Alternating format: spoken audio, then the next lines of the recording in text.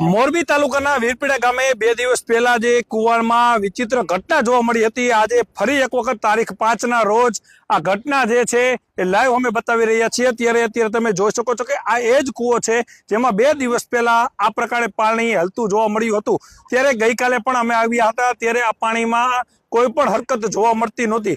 ત્યારે આજે ફરી એક વખત અત્યારે બપોરના 3:15 વાગ્યા બાદ આ પાણી જે છે એ અજીબો ગરીબ રીતે અત્યારે પાણી જાણે ઝૂલામાં હિંચતું હોય એ પ્રકારના દ્રશ્યો સામે આવ્યા છે ને આવા દ્રશ્યો ક્યારેય મારા ખ્યાલથી ગુજરાતમાં જોવા મળ્યા નથી। ત્યારે છેલ્લા 3 દિવસથી આ કૂવો જે છે એ ચર્ચાનો કેન્દ્રમાં છે। ત્યારે મોટી સંખ્યામાં લોકો તમે જોઈ શકો છો। આ ભારતમાલા હાઈવે પર આવેલું વીરપેડા ગામ છે અને પેલું જ આ ખેતર છે હાઈવે ટચ, તેમાં અત્યારે લોકો મોટી સંખ્યામાં અત્યારે ઉમટી પડ્યા છે આ કૂવાને જોવા માટે। ત્યારે આપણી સાથે આ ઘટનાનો સૌથી પહેલો જેને વિડીયો બનાવ્યો હતો એ વ્યક્તિ એટલે કે જીતુભાઈ સાદરિયા આપણી સાથે જોડે